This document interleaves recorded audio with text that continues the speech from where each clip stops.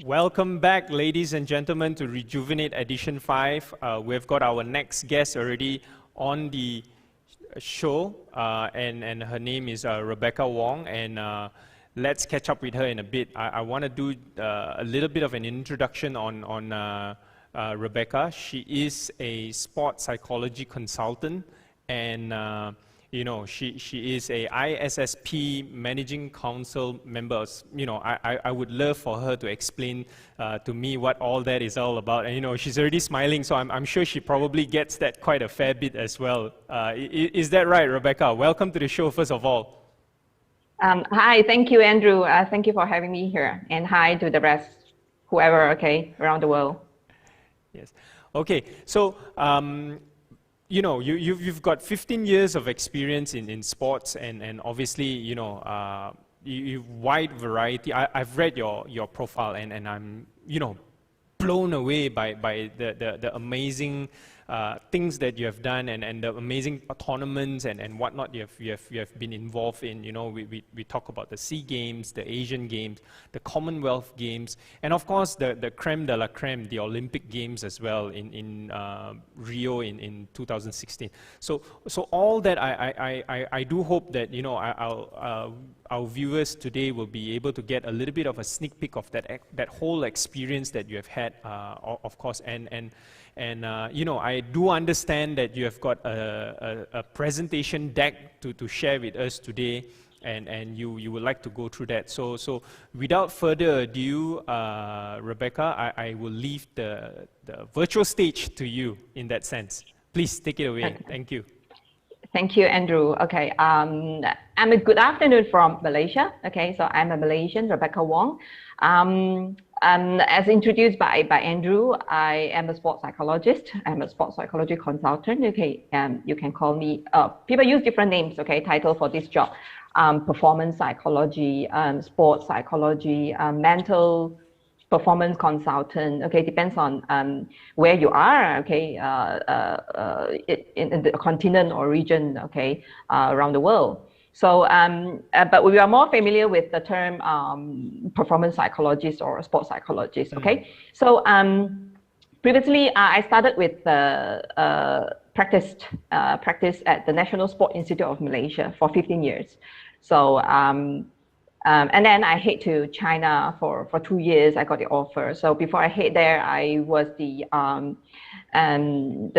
center head for the Sports Psychology Center at the National Sport Institute. So mainly we work with the elite athletes who represent the country at different levels of competitions. Can be start with, well, we consider the SEA Games, the Southeast Asia Games, as the lowest at the international platform level, and then the highest is to the World Championship and Olympic Games. So in China, I also work with the national team, yeah, the China national team. So, and then the pandemic hit, and then a lot of changes happened there. And then also I came home end of last year, and then I did not go back to National Sport Institute. Then I practiced myself as a private practitioner. So that briefly my journey. So a total of, like, I'm in the 18th year of being a practitioner. Okay. Yeah, 18. Now, just before you move on to your next slide, I suppose I'm very curious. How did that gig in China come about? Okay. It is like people just you know, asking you know, by word of mouth, like asking, like, do you know somebody can fit in this position and things like that. Well, one advantage, you know, being a Malaysian is like we are so used to multicultural. So this is definitely an advantage, and speaking multiple language, lingual, you know, and I mean, because China is preparing for Winter Olympic Games next year, and that is why they're massively hiring expatriates. Professionals in sports. So yeah, that's how they got me in. And then there were people also from Canada, from Korea, you know, everywhere from the country, around the world. So being a Malaysian, we be able to speak, you know, multiple lingual, and that is an advantage. So when they ask, like, people who can fit into this role, I was hired as a performance director. So a performance director, which means that I mainly is to support the head coach, to coordinate with different disciplines who support the team. So I will touch a little bit about the sports science later on and introduce like what we call high performance team. All right. Okay, great. Yeah. So at any point in time you're ready, we can kick off with your presentation, definitely. Yeah, I am. Okay, great. Okay. You can see my slides here. Do they see my slides now? And yes. Yeah, thank you.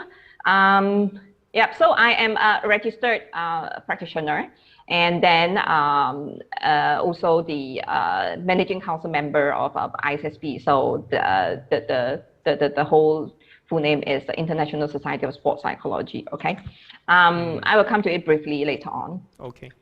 So this is a place that where I was trained mainly, and then this is a place based in KL, okay, for people who are not so familiar with the logistic, you know. And then this is a place that we call Bukit Jalil. There's mainly most of the sports and most of the elite athletes, we centralize training here. So the athletes eat, sleep, train, okay? This is their home, we call. And for staff, we are, you know, back and forth, home and office. Basically, we spend most of the time here than our home, okay? Because, because some of the sports, they start training as early as 5:30 or 6 o'clock in the morning. I see. Some of the sports finish training like till like 7 p.m. Okay, so it depends on what are the sports that we work with. And then we try to allocate our working schedule around it. So there are people asking, is like, what is your working hour? So definitely it's not an office working hour like 9 to 5. So that very much dependent on the sport that we work with. Right. Okay. So this is like the office. So we are like actually a government agency, okay, under the federal government. And so this is a place that molded me, okay, grown me, and this place I'm trained for 15 years. And then I head to China for 2 years working with the winter sports. Actually, they are now like counting down 100 days to their Winter Olympic Games. Winter Olympics. So yes. So I'm mainly working with speed skating. Speed skating. I have a short video here if I could play. For you to see actually what speed skating is. I'm always fascinated by this sport. To be honest, I find it one of my favorite winter sports to watch on TV actually. Yeah. This sport is really interesting and very. I mean, it's very. It attracts a lot of attention from the audience because it's high possibilities. You know, it's not like some sports that okay, someone is good and always is like being in the final, being the champion. This one very, very high possibility. So any chance that the opponent got making a very small error, and then you have the chance. You have the chance. So and also it's very high risk as well. Very high risk for injuries. Oh. So actually every training, all the support staff are around the skating rink. And especially the medical staff like the medical doctor always on standby because the blades, anytime by chance they just slide out the ring, and then if there's an accident, whether the blades, you know, the skating boots, cut their own, you know, skin or any part of the body or cutting their teammates, and then that's why it's very high risk. So I have seen a lot of injuries like cutting the thigh, the calf. Even one of the coach have a scar on the neck here. So so he almost died. He almost died of that injury. So so it's a very interesting sport. Very interesting sport. So there's a place that I worked for almost 2 years before I head home. Yeah. Okay. So the next one is so I'm back home, and I did not get back to the traditional sports we call, you know, the Summer Olympics, Winter Olympics. We put a general term called it traditional sports. That's where people used to watch it. So I'm back home, and e-sport engage me. And same thing, they ask around, do you know any sports psychologist, working with sports, have experience that we can try to engage. And that's where people, spread the news that Rebecca is home, back from China. So you might want to contact her. So there, boom, that's where I'm now working full-time with two esports team. One is, I'm not sure if you familiar with it, Andrew, but I'm sure among the audience here, some of you play games, okay? Yes. So I'm working with Mobile Legends, working with Dota 2 team, and so now I have been like 5 months with them now. Right. Okay, so recently we got we won the national championship. So this is a trophy, and yeah, so amazing. So the team is qualified to the World Championship in December. It's going to host in Singapore. Yeah, great, so the team is good. The team is going there. Congratulations to the team. Thank you. So yeah, I'm the youngest. The youngest is only 16. This boy, wow. he's only 16 years old. The most senior is 25. This boy, and the rest is all like 17. This 17, 19. Yeah. So around that age. So I'm working with a whole bunch of young chaps. So it's probably one of the reasons that making me feel young as well. Now, I'm not sure if you're going to deep dive a little bit in terms of your work with the esports team, but could you give us an idea what do you work with them on? Okay. I will come to that point later. Okay, on. sure. We'll come to that point later. All right. On. So but in general, it depends on the sports characteristics. So and then that's how I design what to focus on working with them. So when you look at the left side picture here, so this is in action. So in action, like this is the preparation room that we were preparing mentally before the boys head out to the stage, the other side, head out to the stage for the games. Yeah. So we were doing things like we meditate. The boys all meditate and visualize, which means that rehearsal in the mind and their games, and then I end up with some positive words, self-talk, talking to themselves, like it could be psych up, motivate themselves before they walk out. Yeah. So this is briefly things that we do, and in actual before game time. Right. Very interesting. Yeah. Okay. So next is so in general, okay. So what a lot of people ask actually what sports psychology is, and some people, like when people first heard this and they say, well, do athletes need psychologists? Do they? What do you do with them? That's a common question I get. Okay, so basically, sports psychology is similar to other psychology domain. It's just that we use whatever knowledge, okay, and information, theory, or whatever, that then we put in the sports setting. Decades ago, sports psychology mainly focused on a lot on performance, okay? They study or research or even work in the field is like mainly focused on performance. But nowadays, we don't not just focus on performance, we also care about athletes as a whole, holistically, as a human being, their well-being and also their mental health. So that is the main focus now. So it's not just performance, but also their well-being and also mental health. Yeah. So now, what do I do? Not based in the National Sport Institute. I start to practice myself, but not just myself. I gather a group of ex-colleagues who quit or who came out from National Sport Institute, and we form a sports science team, or a sports science consulting firm who provide the same sports science service or education.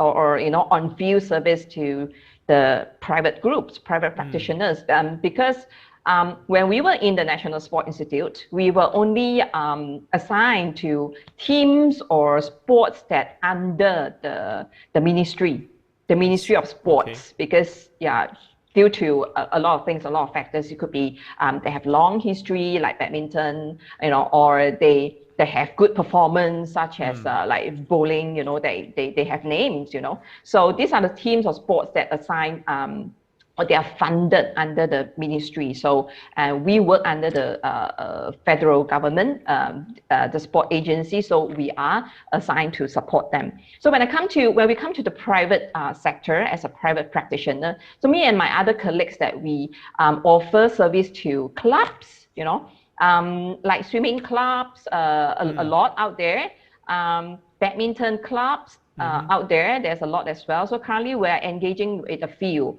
to provide regular webinars to their young players, age like as young as 10, as old as like 20 something. Yeah, right. As young as 10, it could be like they just started a few years as in the badminton academy, but they start competitively. They already start competitively, and then could be 20-ish where they're already playing national circuit. I see. Yeah, so we are serving this group of athletes. So now I have a private client, which the parents just come to me, individuals say that we would like to engage with you, and they are just 11, and they are just 11. Yeah, they're being very serious in this sport. So the parents are very serious too. So so I'm working with them as young as 11 years old, younger than my kids. Wow. Yeah. Wow. So. Okay, so then other than that, we also provide education webinars to the coaches. So such as this is the Malaysia Badminton Association engaging with me for the webinars for the national coaches. And other than this, now as a private practitioner, so we also lend our service for the corporate. Okay, the corporate companies focus on staff's performance and also well-being. Not surprised, this pandemic has hit hard, and I have seen that in the like job, the job platform that been hiring psychologists and counselor more than any time. Because I believe that a lot of people suffer from mental challenges, I put it this way, during this pandemic, whether they're stuck at home, whether they are suffering from other life challenges. So some of the private companies engage with us to provide, some bring home techniques or skills that their staff can do to help themselves with their well-being, overall well-being, and overall performance. So come back to sports. This is where we exactly the highest level that we talked about just now at the Olympics level. This at the Olympic Games. This at the Olympic Games. We were there. Okay, maybe Andrew, you would say that I look very different. Yeah, I'm trying to spot where you are actually. Okay, so I work closely with the doubles, okay, and that was a great achievement. Yes. 2016 at the year, and unforgettable. And come back to the practical work. We also work on court, not just in the classroom. A lot of time that we want the skill to be transferable. Okay, that is the most important part. If you everything do in the classroom but the end point has to be on court, for example, or in the field, so there's no point that we do everything just be in the closed setup. In the classroom, we call it closed setup, but in the field like this, we call it it's open. It's open because there is, for example, air condition, there is noise, there is opponent, there's so many things that can distract the athlete. And one of the skills is I play a short video clip here. Hope you can get the sound.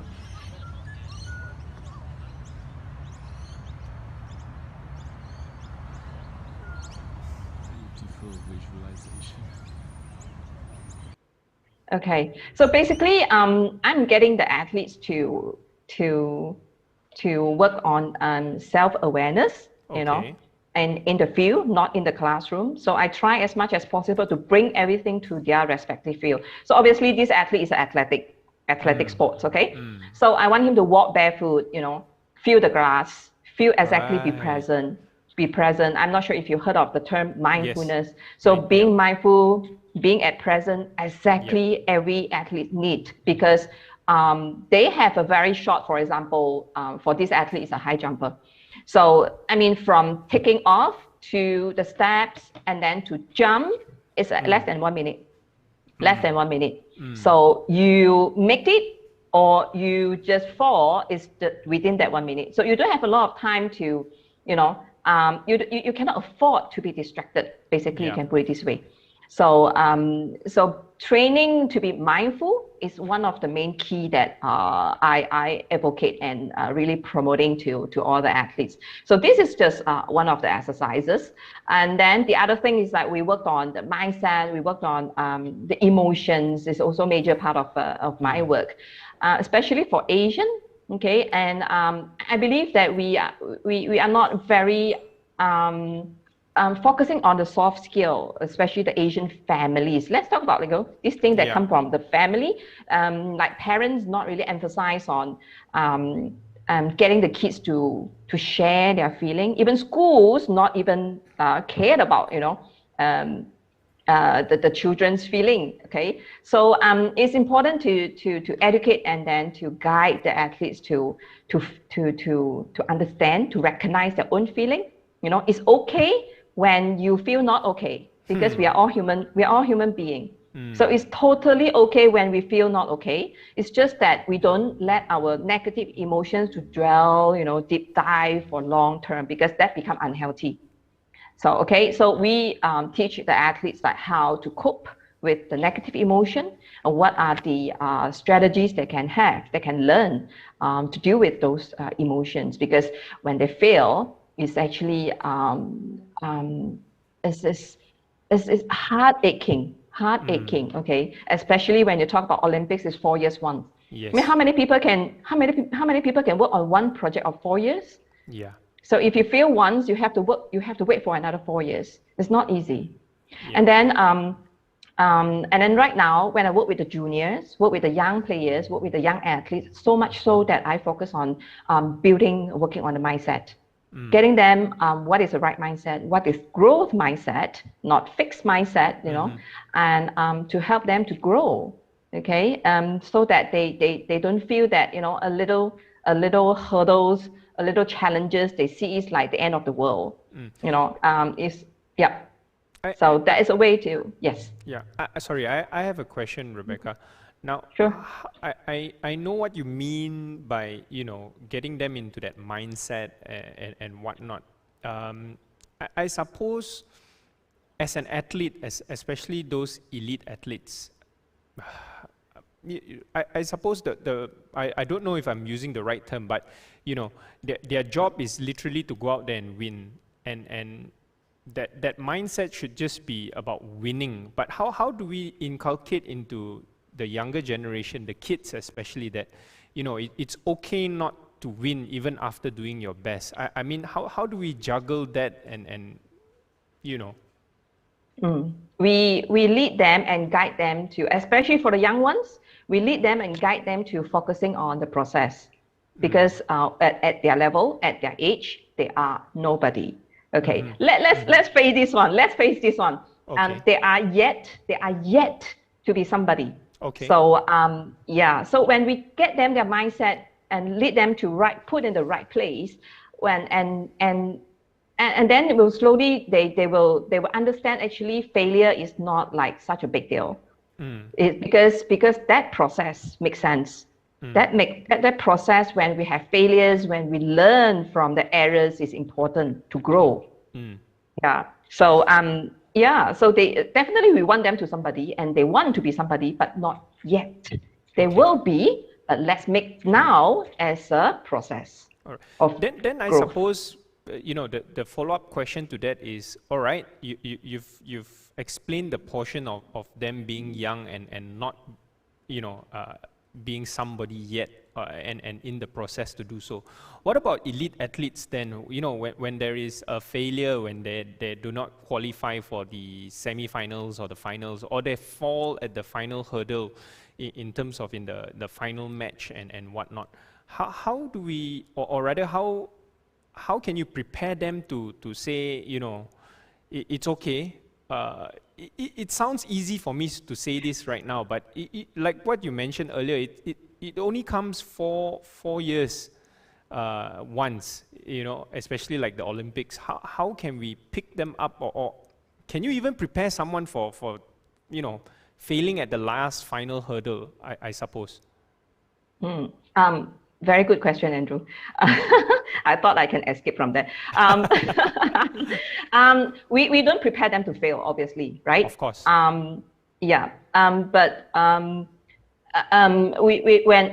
it happened, okay, when the failures is in front of us, you know, and we accept it, and definitely there is a roller coaster emotions, and we allow them to have time to go through that first emotions. So we don't like quickly desperately come into and then patting their shoulders, say it's okay, I know, don't feel negative at all. That's a bullshit, frankly speaking. I'm sorry if I can say this one here. Let's be very real. They are human being, right? And we all they have emotions, and let's allow them to feel sad, you know, to feel negative first, and then take time to heal, take time to come back, and then we refocus on the next goal and the next project, or maybe we call it, you know, or next target. So it's heart-aching. It's very painful when we see them fail, even though I feel it badly.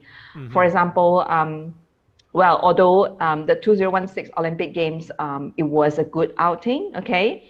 But putting the facts, you know, the reality on it, we had 3 finals. We had 3 finals, and we got all 3 silvers. So it was, I still feel it now when I'm talking about it. It's heart aching. So we all was very devastated for the moment, you know. But that is a fact, you know. That is a reality that we have to face it, and we have to accept it. It happened. And for sports that we, in fact, we already educate the athletes is saying that this is the reality, right? And I mean, a lot of sports, especially tactical sports that involve strategies, there's no perfect game. Can you try to think about it? There's no perfect game. You be it football, any sports that involve tactical, you know, there's no perfect game. So when there's no perfect game, and which also means that we cannot be perfect too. So don't, that's why don't expect that we play every game perfectly, and then expect that the winning must be there too, because there's so many factors that influencing the game, changing the game. It could be empire, you know, it could be the air conditioning, it could be the air within the stadium, you know. Sometimes the air, even though it's closed stadium, you know, sometimes the air blow from the other side, and that's why your shuttlecock keep on going out. It could be, you know, this is just one sport, and then there are other sports as well, and so many factors that influencing the winning and also losing, and that's why we try to embrace, and we try to we try to celebrate, even though we are, you know, we are runner up, because the opponent played better that day, you know, and on our side we have give everything we could. So nothing to be ashamed of, actually. Okay, so I moved on. If there's any more questions from you, Andrew? No, good for now. Okay, let's stop. Okay. So, and then other sports I work with, like karate, you know, also very interesting sports, because this is a weight category sports, and also very challenging. Can you imagine that any sports that you want to prepare and go inside to face the pain that you're being punched and being kicked? You know, it is not easy. It's never easy, because it's a normal, makes sense that human being, when we see that, okay, there is danger, we run away, right? But these sports that they have to prepare their mindset to be aggressive before they walk into the ring to fight, because if you don't kill your opponent, you're being killed. Put it this way. So Yeah, so we worked on a lot of like this girl is preparing herself mentally before she walked in there. She was one of the high performer at that time. So and then being a psychologist, different from other psychology domain is like we do our consultation anytime, anywhere. So we don't have a proper setup like the clinical psychologist, child psychologist, or a psychiatrist. We don't like a setting in the room, a nice chair sitting there. We find a place, sit in the corner, Anywhere. even though that, even though it is dirty, we do it. We do that. So that's me here. So we do it anywhere as long as we find the time, we find the place, and getting the athlete that time to prepare that he or she is ready to talk. Then we do our consultation anytime. So and then next is like I want to share that behind a champion, it's never just one person. It's a whole team. Of course. It's a whole team to support a champion. So the picture on the left side here is basically like our colleague, the physiologist, who is on the training or on the testing, is always like getting a lot of data of the athlete. You can see the wiring here, everything, and then connecting to their heart, their heart rate. So they have straps. Their watch also can collect some data, and some they collect the saliva as well. Some of them also collect blood. So we work together. Nutritionists work with them because they provide the physiological data, like whether your body is in the right nutrition component. Myself I like to work with the physiologist as well. For example, cortisol.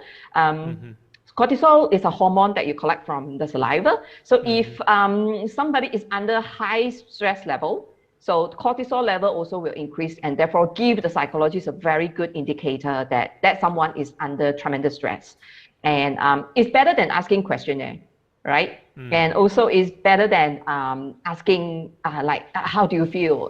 Are you feeling stressed? Sometimes it's very awkward, and sometimes the athletes try not to remember that the stressful moment. So it's not the right time. They always ask, and that's why having working with the physiologist as a whole team, supporting each other is better way to integrate.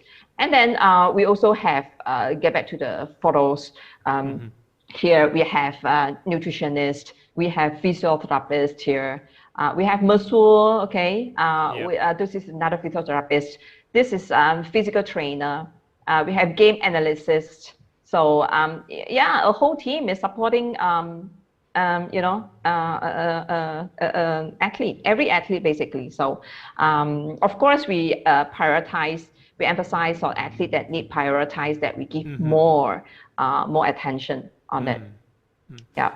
I can understand the roles of everyone in almost in yellow, but the guy in the middle there, I wonder what he does. Okay, this is a familiar face. This is a familiar face of all Malaysian, I believe. For people outside of Malaysia, his name is Datuk Lee Chong Wei. So he is the most successful badminton player of Malaysia, and you could say also he is one of the most successful athlete in Malaysia. So he has retired a few years ago, and now he is doing other stuff. Recently, he was the chef de mission of the Olympic Games in Tokyo. Yes. I'm not sure. Yeah, so it's like a team lead or team manager. Mainly, it's like to support emotionally or anything that the athletes in the games. Yeah. So this was I was in China. So I mean, if you like exposure being international, so this job can also provide you a good platform. So working as an international team here, okay. So I had a colleague work from US. He's a physical trainer. So this guy is from Canada. So he's a physiologist. And then I have two. This is a administrator. from local China. Mm-hmm. Yeah, and then we have many more from Korea. Where else they are from Europe, you know, from Holland. Yeah, it's a very, very nice experience, very, very good experience working in China indeed. And then testing out the different equipments that manufactured, you know, and designed in China. And yeah, so when when I'm home, so the athletes still calling me and see if I can asking for support, asking for help. So video call. So nowadays it's a device, everything technology is very advanced compared to Yes. those days. So yep, video call can just make consultation. Right. Yeah. Okay. So now back to the work that I'm now focusing on and putting a lot of time is esports. Okay. As I said, the youngest is 16 years old. And the oldest is 20 something. So one is a Mobile Legend group, another one is a Dota 2, is a PC game, and also versus the mobile phone game. Okay. So these two key points here I put in here. So one is focusing on their psychological preparation, and then another thing is like promoting healthy lifestyle to the esport players, because they are not from the traditional setup structured. They are very new in this industry, whether it's from entertainment perspective or from the professional sport perspective. They're very new, but they are growing very fast these few years, you know, tremendously. Yeah, so they're getting a lot of attention, especially starting in the Europe. I mean, things growing fast, and then they are like branching out. It's like looking into, other than inside game, what other things that is actually attributing to the performance. So I come from the traditional setup, you know, where I was trained. So when I first walked into esports, so I realized that okay, first thing, they are not eating balanced, they are not eating healthy, and their lifestyle, they sleep early as of like 5-6 in the morning. 5-6 a.m. Okay, and then they don't know what breakfast is. Okay, they in their life, in their routine, there's no breakfast, no such word. Yeah, so what I'm trying to promote, the healthy lifestyle, not just trying to eat balanced and eat healthy. Forget about eating like a sportsman. Okay, so that is a different level. To them, it's like not be able to eat rich, but trying to get them to eat balanced, eat healthy. Also, I was still trying hard to get them to understand how it's going to affect them, eventually affect their games. And then the other thing is like getting better sleep, you know. Some of them suffer sleep disturbance and stuff like that. And another thing is like be healthier, be fitter, you know, because, you know, being a professional game player or professional esport player, they sit on the chair just training like this, or holding a mobile phone sitting. It's like 7-8 hours a day. Oh, wow. 7-8 hours a day. Yeah, similar to the traditional sports, like, you know, can be bowling, can be squash, can be any sports that who are in the field, in the court for 7-8 hours. So they are doing this sitting. So when we sit and they're not moving enough and the muscles are weak, their heart is not as strong according to biological age. Okay, so yeah, we did exercise together before, and I'm proud to say that I mean, it's not supposed to be, but they shouldn't be proud of, actually. They are weaker than I am. Okay, they are weaker than I am, being their age of, like, you know, average 20. So it's not supposed to be. And there were cases, I think in China, okay, the esport player developed diabetic when he was peak at his performance age. So he forced to retire and to take care of the diabetic level. Okay, so it was very bad to that stage for that case. So yeah, so I hope you answered your question previously, that what do I do in the esports? So Yes. yeah, so not just a psychological preparation. I'm trying to get them to understand how are these outside game factors actually eventually might affect their games. They might not see it directly. They don't see it directly because they feel like they get exercise, they're very tired, and then eventually it's a negative effect on their games. They don't see the long-term effect, okay? Because they might feel that right now I mean, I'm young, I don't feel anything, you know? Yeah, so yeah, we have planned, we have a vision, you know, to see further is like eventually when we have younger groups, when we have esport players who just started, and then we should start this model with them, not to wait until they are already somebody, you know. Here in this group, we have people who already earned millions before. Wow. And yeah, they won championships before, so they earn millions. And then from prize money, okay, from prize money. So at this stage, it's like when you want to change their mindset, it's not so easy. They listen to you, which some things that will impact their game directly. Direct impact, they will buy in easily. So like I said, outside game like fitness, like eating healthy, not direct impact on the game. They will think twice, you know, they said, I'm feeling very tired, and then my training, my game is affected. So this is a long-term goal for us who are supporting the team that we want to do. Because this esports is not stopping here. It will keep growing. So we foresee another 10 years, it will be even bigger.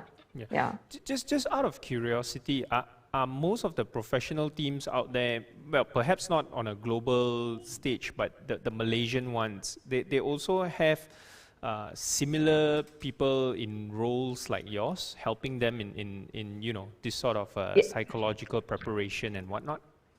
Yes, they do. I heard of they do. Okay. I know before me joining full-time, some of them were doing like a bit part-time. Okay. But I haven't come across anyone who is doing it full-time right now.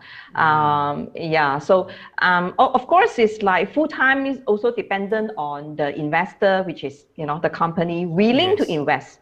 To invest a full-time sports psychologist for the teams. So this is so much dependent on the management, right? And then, especially in Malaysia, probably the esport community haven't really seen the effect having the psychologists in the team. You know, because when you are getting them in a part-time and full-time, you just give different. I mean, it's not the same when you give more time, right? Yeah, and when you come once a week, or when you are with the team 5 days a week, so that's actually make a huge difference. And of course, I can do a lot more when I'm full-time with them, and also understand them as a person in and out in a shorter time. So basically, I know their characteristics, you know, and how to talk to them, how to work on them after 3 months. After a good 3 months working full-time with them. So now I would say I'm quite okay. I'm quite okay with in these two teams and getting them especially buy in terms of like psychological stuff. That's good. Yeah, the outside game, I'm still working on it. Yeah. What I want to emphasize is like youth development in sport or even sports psychology is one of the emphasis as well, because this is also experienced in the traditional sports. It's always easier to get them buy-in when they already have the fundamental knowledge at a younger age.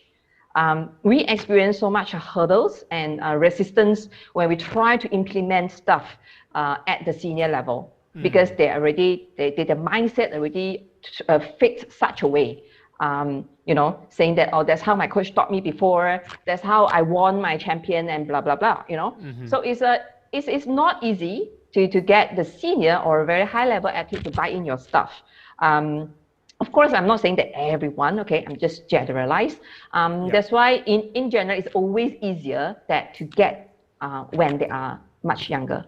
And that's where now I'm working with the Badminton Juniors program, My program syllabus are so much on emphasizing on the mindset, and gradually guide them to the skill that things it will help them on court.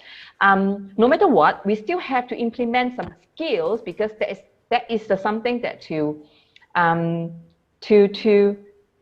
ensure they I have to think of a term, to emphasize that the impact of our work is in the field, it's not in the classroom.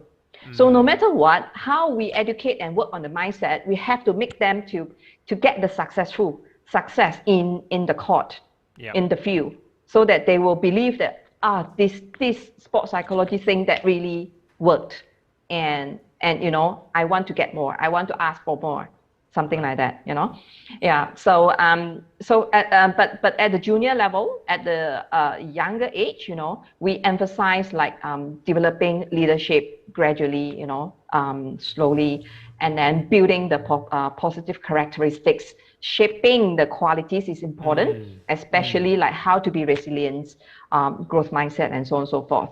I mean, like it or not, our younger generation, because they are in the environment not like those days, like my age generation, that we run around, right? We run around in the streets, but nowadays you hardly see any kids that be able to run around. It's not that the parents don't want to. It's not that the parents don't want to. It's just that the environment not conducive. Yes. Not supporting, those activities. So like myself, I have to drive my kids to the park, things like that, and my kids are not allowed. I mean, it is not safe in the environment to let them just cycle out. But but those days we were cycling everywhere, we were running everywhere, right? Yeah. Correct. So building resilience, building their growth mindset is part of it for the much younger generation. Like right now, the teenagers. Yeah. So here I am, work with the Astro on the badminton camp. This is a yearly annual thing for the past decade.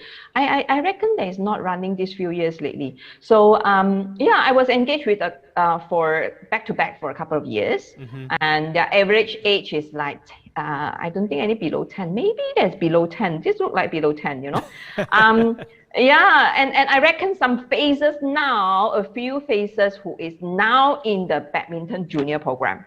Nice. So when Astro running this program is definitely like across the states, whoever the badminton academy submit their names, Correct. And so there are some phases here already in the national junior program. They are already there. I see some, these are the phases who are there now. So I'm still working with them, put it this way. So it's just that this one is more on like, in the camp, but now I'm working more on the long term with to get the badminton juniors to prepare them to the senior level.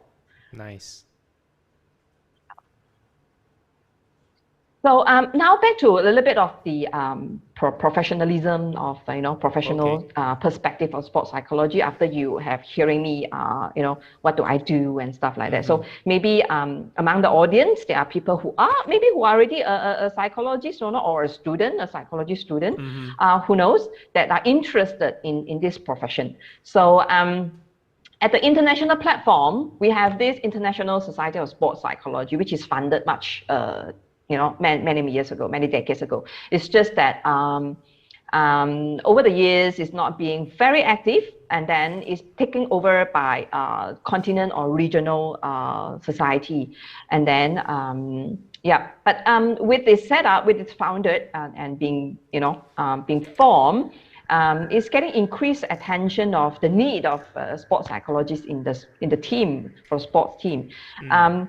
Eventually, nowadays, sports psychology has already branched out and then moving to the corporate world, because in the corporate world, being a very high performance companies, for example, the psychological demand is very similar like in sports, like, being a GM, being a CEO, like what you need to handle stress, being very resilient. You got to bounce back very quickly. No time for you to just sit in the negative zone for so long. You have to come back quickly and find solutions.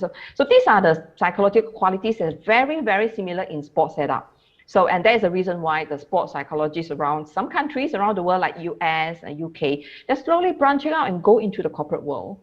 And and what I'm doing now is like still at the mainly functional level, is trying to getting some companies that, you know, the staff is to work on the performance and also well-being, overall well-being. So this is the society, and then well, the president is here, Canada. So this is international team, and so I'm here. So Rebecca Wong from Malaysia is here. So we are ready to serve, and we are ready to help, you know, to support the association for the next 5 years. And what we intend to do is going to increase the membership, and then to increase the number of accredited sports psychology consultant is one of our main objective. Of course, we also not to forget, like to even support further how to support further the athlete's mental health perspective as well. Nice. Okay. All right.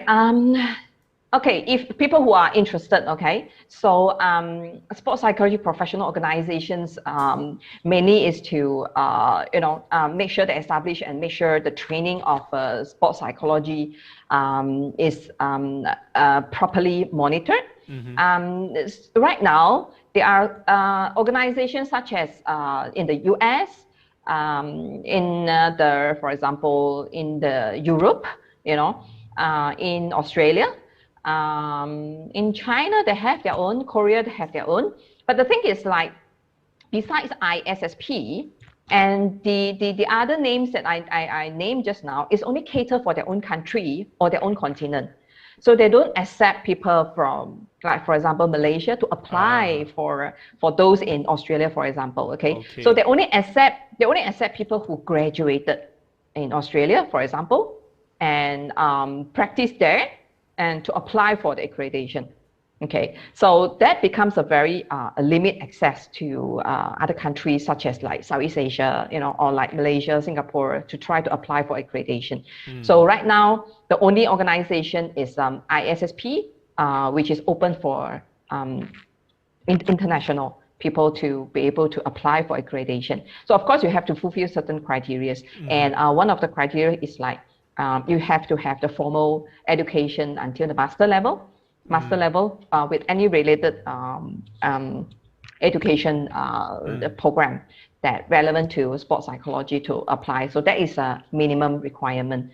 And then of course your practical experience and so on and so forth. Yeah.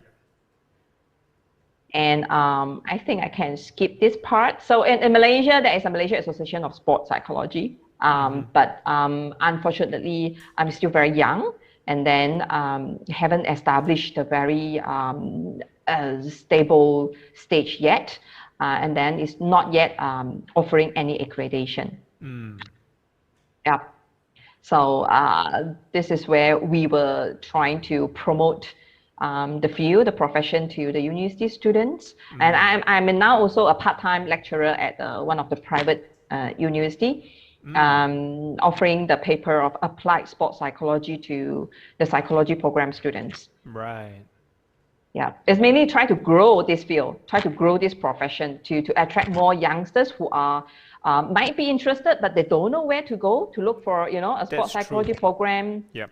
Yeah, and that is why I'm teaching there, to try to to try to get more students, expose them to what sports psychology is, you know, where you could go to, telling them what is the path, how to reach to be, you know, a practitioner like me if you're interested.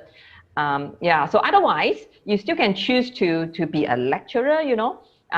Like for example, this slide that I'm showing, that a sports psychologist, not necessary to be in the field like me, okay? You can be in the university doing education, research, you know, where there will be your KPIs.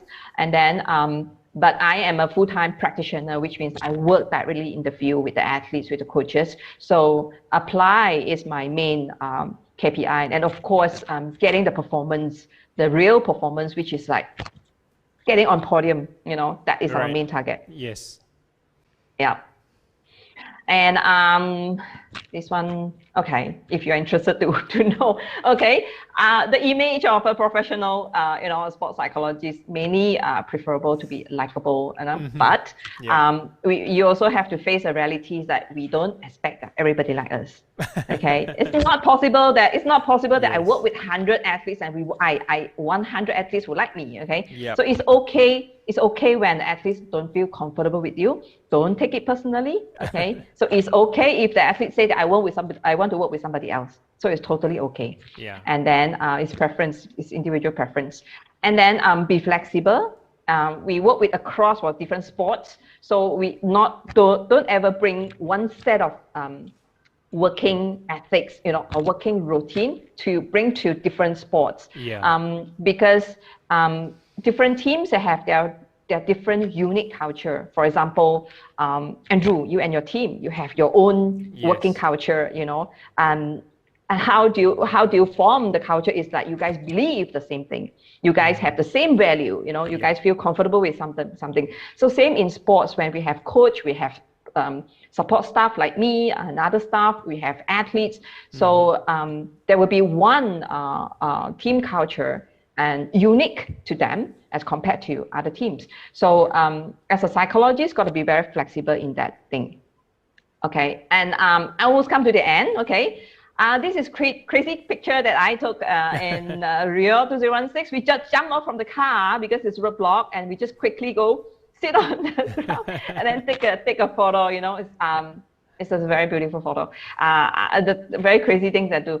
And then another thing is like in the Olympic Games, that you just need to buy the T-shirt, and then they have a service that you just can pay extra. They just print anything that you want to do. Right. So this is just a souvenir and a reward for myself. Souvenir and reward for myself. These are all once in a lifetime kind of an experience, Exactly. So I'm still keeping the T-shirt.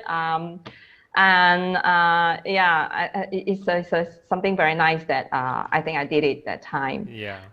You don't get anywhere to print this stuff, right? Unless, yeah. So okay, now I have supervisees. I take in trainees to supervise under my practical work. So now I have two here, the two girls. One who has just graduated as a master in sports psychology from UK. So she recently just came home, and she did her practical, her undergraduate practical at the National Sport Institute before, under my supervision that time. And then she's very interested. She worked for a while before she head to UK for her master's, and now she returned. She's still in touch with me, and then she said that she's very much interested to come to the field to learn from me. So I took her in. I brought her to esports competition, and to see how to be aspiring sports psychologist and see how to get the actual work. And this another girl who just graduated from a psychology program. Also very, she's a cheerleader. She's in the cheerleader team. She's also very interested in this field, and then she wants to, just shadow me and see how do I work with the boys. So we just do the meditation and also some hand exercises together before they start their training to prevent injuries. Yeah, this is outside game thing. Who cares? I mean, among so many gamers, who cares about warming up their hands? But a lot of injuries come from there, and they have cases that they had to go for surgery and then premature retirement because of all these injuries. And then on the right side, so me and my supervisees also worked on the mental health promotion on the social media platform on a few weeks ago. The 10th of October is World Mental Health Day. Yep. So we just did something, and then we also compiled the all the social or NGOs numbers and emails to put up there so that anyone who knows this thing can come to very handy. Yes. Because there are people call me asking me where they can call, where they can go when they want to talk to someone. And that's why we realized that we just put it as a toolkit. Would be very good as some signs, they can self-care, self-check, and also some resources to put up on the social media. Yep. I think that's it. Yep, that's all from me. Okay, fantastic. Thank you very Thank you much. so much, Rebecca. I mean, you know, this is definitely more than I've asked for, to be honest, and for you to go through the entire thing so thoroughly and given us so many examples and dropping us so much of nuggets, I'm truly very appreciative. And while you were going through your entire slide presentation, we've got questions that have come in as well, and perhaps I would like to just take the last 10 minutes here to address them for our audience. Sure. There is one here from Kwa, started off by saying, awesome work.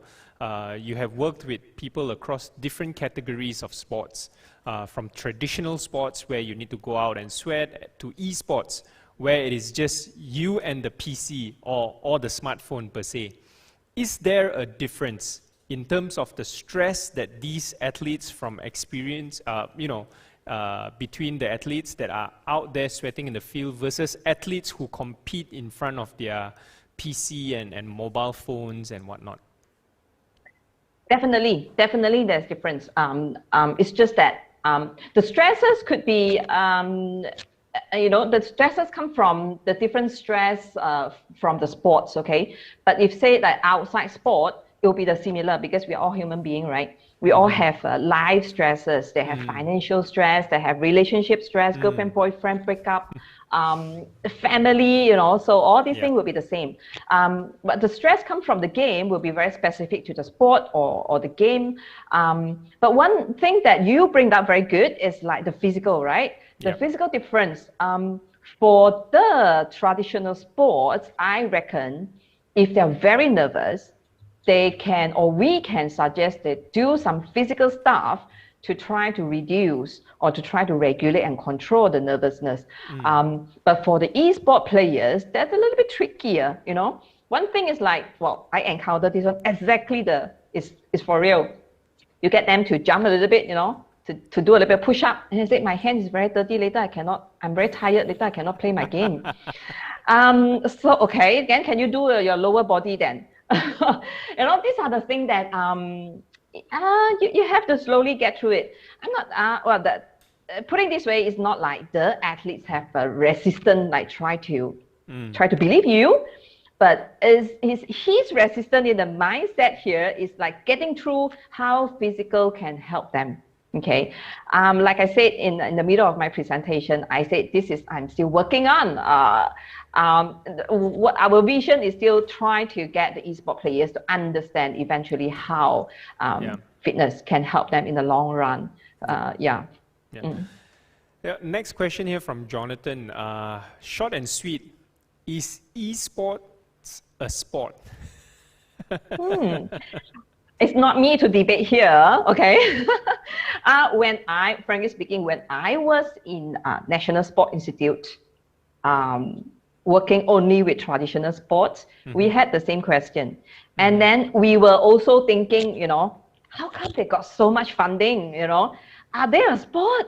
That's not fair. So that's what we're saying. And when I come into really working with esports and understand them better now, I don't know, do you call F1 a sport as well? You really have something to debate. Do you call archery, do you call shooting a sport? They don't involve physical, they are obese, they are overweight, but they are in the Olympic Games, right? So I already don't put any more attention in debating this term.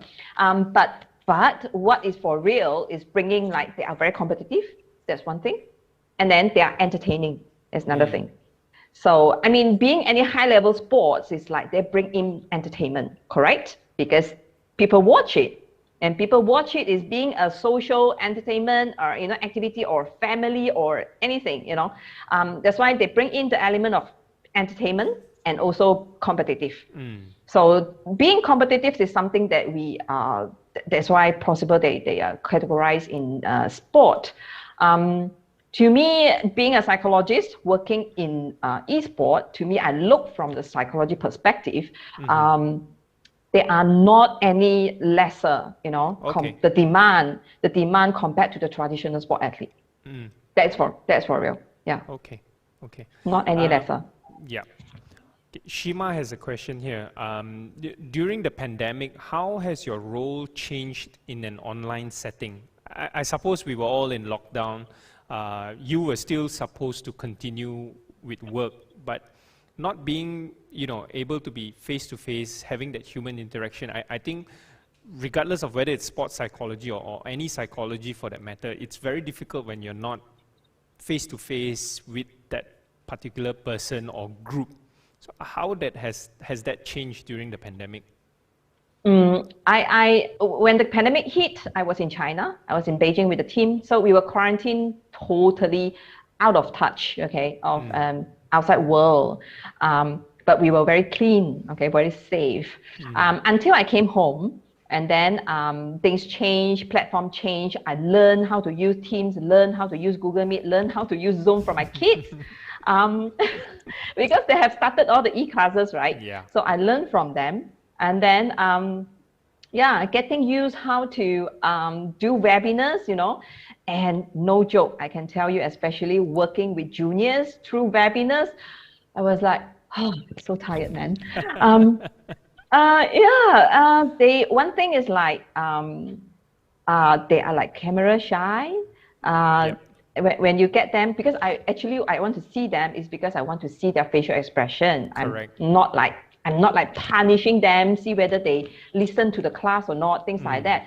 But when they get in, they log on, they switch on the camera, just after minutes, they switch off. And especially when you don't know, right? And when you're talking, you start doing your session, and then they will switch off the camera. And then I will come to ask question. Okay, so where's the camera? Where's the faces?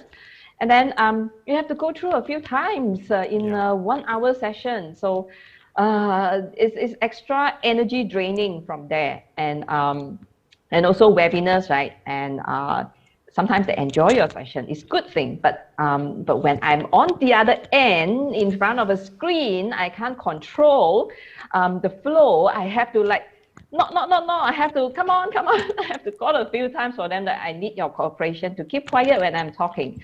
But at the same time, I have to control my emotions, right? I cannot show my frustration and get angry with them. So so that is one challenges part. Still ongoing, okay? Still have to go on until it's fully back to physical. Yeah. So now with the especially with the badminton juniors program, I'm still doing webinars. Not be able to go back to physical with them yet. Yeah. Yeah. Julia here has a very interesting question. Now, mental health in general is still a stigma in today's society, whereas mental health issues are on the rise. Now, what are some of your suggestions to convince the non-believers? Okay. I learned from my days of training is like we have so much time we have so much time in our day, right? 24 hours, and then extract the times that you sleep and things like that. So when people are not ready, it's very difficult if you put in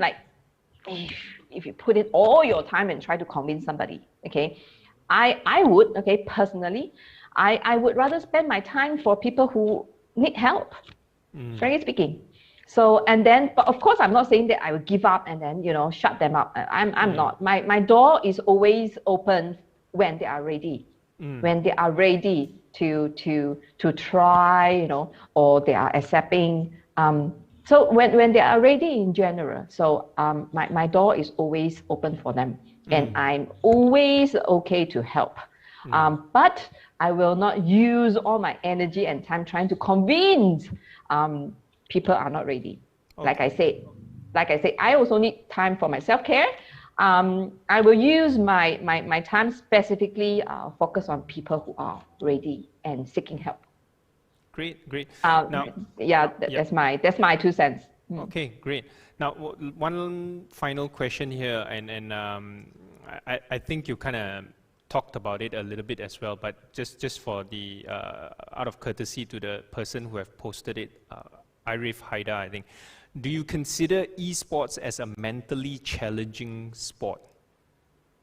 It is. It is. One thing is like the game that constantly need your attention. Okay, is a very high demand compared to other sports. You know, they have breaks in between. So I mean, breaks is not like going to rest, but inside the game, there are times that you can let loose a little bit and then you come back. Okay, but I realized and I learned from I'm not a gamer, okay, I don't play game, but being there physically and all the time, I watch them like how constantly their eyes cannot just switch to somewhere else, but have to constantly just focus on the screen. So that level of attention, that level of psychological demand, like attention, you know, and then it's higher than other sports. Even for example, like shooting or archery is attention focused sports, right? Yep. But it's just for that moment, right? And then after shoot or after you pull the arrow, so that's it. And then they can let go a bit and then come back. But what I realize is the esport players, they constantly need to focus on in one game, like 20, 30 minutes, 45 minutes, sometimes goes up to 1 hour, because a little bit they switch of focus. Okay, they call tilt, you know, tilt in the game. So they just miss out some important information from the game where they have to take immediate actions. I'm not sure if I explained well. I believe that people who play games will understand what I'm saying. Yeah, so they are not allowed to switch the focus even a little bit. Yeah, that's what I mean. That's why the mental demand, pretty soon the psychological demand is high. Yeah, it's not any lower than the traditional sport player. Great, thank you. And as we were addressing the last question, the person that asked the first question responded back to say, well said. So I think you. What was the answered. first question? About you know, you working in different categories of sports. Is there a difference in terms of the stress that the athletes face? Okay. Yeah. So Okay. the gentleman there just responded to say well said. So okay, you know, with that, Rebecca, we've come to the end of our session. It has been a real pleasure talking with you. You know, and you sharing a lot of your experiences, especially outside of Malaysia, where you've worked in China extensively, as well as, you know, the number of athletes that you've worked across, from grassroots all the way to the elite athletes. These are really valuable knowledge that you have just shared with us as well. And I hope a lot of our younger viewers, you know, gets inspired by the kind of career that you have, you know, charted for yourself, and you know, as you have already mentioned just now from one of your pictures, you've already got two young girls who are shadowing you and shadowing your work. So we do hope to see more of this sort of you know, youth coming to the fore, whether it's with you or with anyone else for that matter. And I think sports psychology is definitely a very interesting field in terms of sports itself. So a lot of people get mistaken, right? Sports needs to be just the athlete, but it doesn't work that way. You have also gave us a very good example when you showed the picture of Dato' Lee Chong Wei with the entire team. So for that one person to succeed, you require the rest of the people around you, and those rest of the people around you have their own niche but very important role to play in making sure that one athlete is successful. So exactly. A lot of times, us who are behind the TV screen may not sometimes remember that, but I hope today we make a lot of people realize that, you know, it requires the team. Yes, definitely. Yeah. So, sorry, go ahead. I would like to say that if any one of you out there, you know, have a calling, or, you know, have the heart that love helping people, love working with people, love in a way like maybe not in the front line, but behind the scene supporting somebody. This is really a fantastic job. And I mean, after 18 years, I still loving my job. I'm such a fortunate person to be able to make my something my passion that to become to be able to generate income. So as a job, you know, so I'm lucky. I'm very lucky. And with that, ladies and gentlemen, I would just like to remind you, if you want to find out more about, you know, the work that Dr. Rebecca does in her field, you know, just go to the platform rejuvenatemind.com where you're watching this, obviously, and go to the speaker profile, and her bio is there, and there are ways to get connected with her, as well as the company, the consulting firm that she's with, that she has founded actually now. So those details are all on the platform. And with that, I would like to say a big thank you again to Dr. Rebecca for spending time with us. And ladies and gentlemen, we will have one last guest for the day today, and it's IS Shaukat Fonseca. He is a pro wrestler right here in Malaysia, and he's the father of wrestling in Malaysia. And you know, I hope he fits into the screen, because you know, that guy is huge and whatnot. So I'm really excited to be speaking with him. But before all that happens, at 6 p.m. obviously, for now we would like to say bye-bye to Dr. Rebecca, and we hope you stay safe and all the best in your future endeavor. Thank you very much. Thank you, Andrew. Okay, see you. Bye-bye.